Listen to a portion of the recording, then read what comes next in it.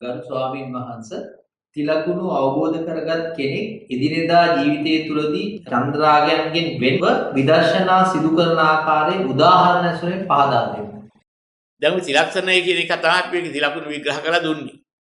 අනිච්ච සංඥා, දුක්ඛ සංඥා, අනාත්ම සංඥා අරගෙන හරි අනිච්චානුපස්සනා, දුක්ඛානුපස්සනා, අනාත්මානුපස්සනා වශයෙන් වඩන හැටි වෙන්නේ. දැන් මෙහෙම තෝරා ගන්නවා. චන්දරාගයෙන් තොර වෙනවා කියන්නේ ප්‍රඥාවෙන් කෙරෙන වැඩක්. ඔබ හොඳට තෝරා ගන්න ඕනේ. චන්දරාගය කියලා කියන්නේ යම්කිසි යමකට තිබෙන්නා වූ නොදන්නකම නිසා තියෙන ඇලීම. ඇත්ත ඇති ආකාරයෙන් නොදන්න නිසා ඇලීමක් හටගන්නවා. ඕක චන්දරාගය අත්හරින්න කිව්වට හරියන එකක් නෙවෙයි. දැන් ඔබ තෝරා ගන්න මෙහෙම දෙයක්. සාමාන්‍යයෙන් මේ ලෞකික උපමාවක්. යම්කිසි කෙනෙකුට තියෙනවා රත්තරන් චේන් එකක්. දැන් මොකක්ද බලාගෙන ඒකේ ලස්සන බල හැඩ බල ඉන්නවා හරිත් පැලඳගෙන. කවුරු හරි තොන්නෝක ගරවා දාලා පැත්ත කරලා නිකයිනා උගල ආසා කරන්නේ නැතුව කියලා කියනවා. එහෙම කිව්වොත් ඉතින් අරින්න පුළුවන්ද එහෙම? මට මේ කියන එක ආසාවක් නොවේවා කීකේ භාවනාවක කිව්වත් ආසාව නැති වෙයි. දැන් පුළුවන්ද කියලා බලන්න ඕනේ. ඒ ආසාව එහෙම කිව්වට හරි. යම් කෙනෙක් දන්නවා. එයා හැවටිලා ඉන්නේ මේ රත්තරන් චේන් එකක් කියලා මේ වැඩක් නැති. ඒකට.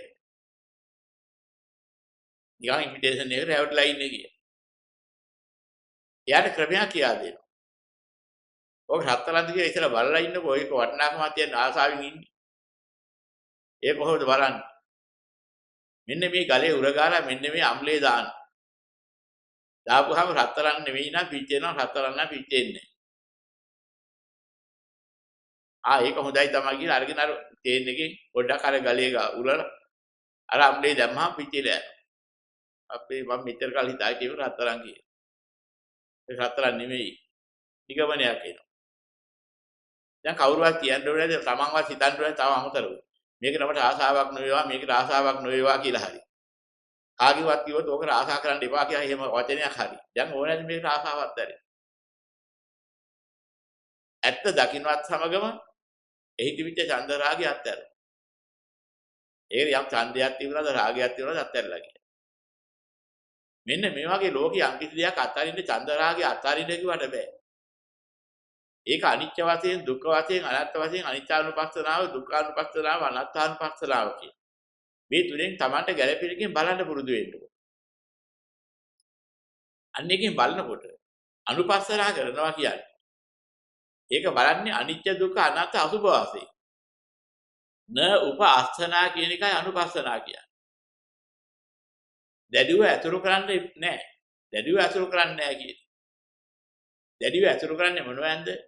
නිත්‍යයි සුඛයි අත්තයි සුභයි කියන මෙන්න මේ හතර ආකාරය. මේවා පෙළෙනේවා නෙමෙයි. මොකද සම්පත් ගන්නව අදහස. ඒක යථා ස්වභාවය අමතක කරනවා.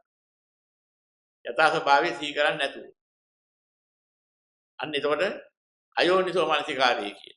අයෝනිසෝ මනසිකාරයෙන් බල. යෝනිසෝ මනසිකාරයවත් ප්‍රඥාවෙන් මෙනෙහි කරන්නේ නැතුව. එතකොට මොකද වෙන්නේ? ආස්වාද වශයෙන් බලන්න ගියාම ඒකේ පෙළෙන දුක වෙන්නේ නැහැ. අනිත්‍යතාවය වෙන්නේ නැහැ. ඒක නිත්‍යයි කියලා දකිනවා. නොපෙළෙන එකක් හැටියට. ඒ වගේම මේකේ දුක්ඛතාවය පේන්නේ නැහැ වැහෙනවා. ඒක සුඛ දෙයක් හැටියට පේනවා. ඒක අල්ලා ගන්න නුසුදුසු දෙයක් අල්ලා ගන්න බැරි දෙයක් කියලා පේන්නේ. ඒක සුදුසුයි අල්ලා ගැනීමට සුදුසුයි පවත්වා ගන්න සුදුසුයි කියලාම අදහස එනවා. ඒක අසුභයි කියලා අදහසක් එන්නේ. ඒකෙන් කරදරයක් දුකක් හිස් දෙයක් නම් ඒ ගන්න සුවයක් නැහැ නේ කියලා අදහසක් එන්නේ. ඒක සුභයි කියලා අදහසක් එන්නේ.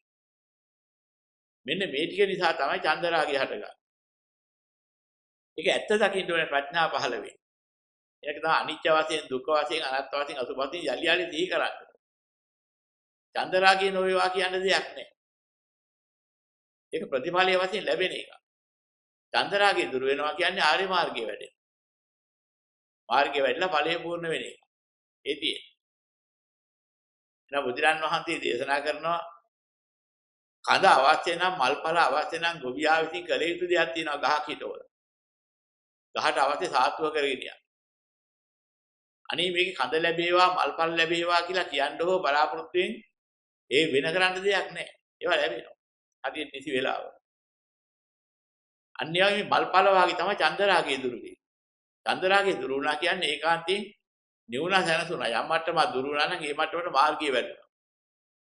ආර්ය මාර්ගයේ පූර්ණ වෙනවා චන්දරාගයේ දුරු වෙච්ච මට්ටම. ඒ දුරු වීම සමගම ප්‍රඥාවත් පහළ වෙනවා. සම්මා දිට්ඨියත් වැඩෙනවා. ඒතර ආර්ය අෂ්ටාංගික මාර්ගයම වැඩෙනවා. ආර්ය අෂ්ටාංගික මාර්ගයේ වැච්ච මට්ටමට සම්මා ඥානයයි සම්මා විමුක්තියයි දෙකත් පූර්ණ වීගෙන එනවා. පූර්ණ වෙලා යම් මොහොතකදී ඒකාන්තයෙන් ඵලය කරාම වටනාකම අඩු ලෝකයේ වටනාකම අඩු කරලා ඵලය ලබා දෙනවා හතර අවස්ථාව. ඒකට අමුතුවෙන් කරන්න දෙයක් නැහැ. මල්පල් ලැබුණා කිව්වේ ඒකයි. කඳ සමාධි. සමාධිය ලබන්න සම්මා දිට්ඨිය පහළ වෙන්න ඕනේ. සම්මා දිට්ඨිය පහළ වෙන්න නම් යලි අනිත්‍ය වෙන හැටි දුක්ඛ වෙන හැටි අනාත්ම වෙන හැටි මෙනෙහි කරන්න ඕනේ. ඒ ටික මෙනෙහි කරගෙන යනකොට ක්‍රමක්‍රමයෙන් චන්ද රාගය අඩු වෙන්න පටන් ගන්නවා. එතකොට චන්ද රාගය අඩු කරන්න වෙන ක්‍රමයක් නැහැ උපක්‍රමයේ ওই ටිකම. සෝතාපන්න වෙන්න කුමද කරන්න ඕනේ අහපුවාම මේ පංච උපාදානස්කන්ධය අනිත්‍ය වශයෙන් දුක්ඛ වශයෙන් අනාත්ම වශයෙන් මෙනෙහි කරන්න ඕනේ කියලා ඒ වගේම ඉදා විසුණු වහන්සේ නමක් උත්තර දෙනවා. රාතන් වහන්සේ නමක් අහනවා එකින් එක. තව රාතන් වහන්සේ නමක් කියන උත්තර දෙන හැටි වෙයි. මහතෙරුන් වහන්සේලා අතර වෙච්ච කතාවක් ත්‍රිපිටකේ සඳහන් වෙනවා. සෝතාපන්න කෙනා සකෘදාගාමී වෙන්න මොකද කරන්න ඕනේ අහපුවාම පංච උපාදානස්කන්ධය අනිත්‍ය වශයෙන් දුක්ඛ වශයෙන් අනාත්ම වශයෙන් මෙනෙහි කරා. ඔය උත්තරේමයි දිගටම දෙන්නේ. අනාගාමී ඒ වගේම සකෘදාගාමී කෙනා අනාගාමී වෙන්නත් අනාගාමී වෙන අරිහත් වෙන්නත් මොකද කරන්න ඕනේ අහපුවාම පංච උපාදානස්කන්ධය අනිත්‍ය වශයෙන් දුක්ඛ වශයෙන් අනාත්ම වශයෙන් මෙනෙහි කරන්න ඕනේ කියලා උත්තර දෙනවා. එහෙනම් ඒක තමයි අවසානනිකම් කළ යුත්තේ. ඒක තමයි අපි විතර ප්‍රගුණ කරගන්න ඕනේ. කියන්නේ වැටෙන්න පටන් ගන්නවා. සිහි කරන්න ඇත්ත පේන්න පටන් ගන්නවා. ඒතර මුළු මාර්ගයේම සත්‍ය බෝධිපාක්ෂික ධර්මම වැඩෙනවා. ඒක තෝරාගෙන ඔය ක්‍රමයට ගෙනියන්න එතකොට ප්‍රතිඵල ලැබෙනවා.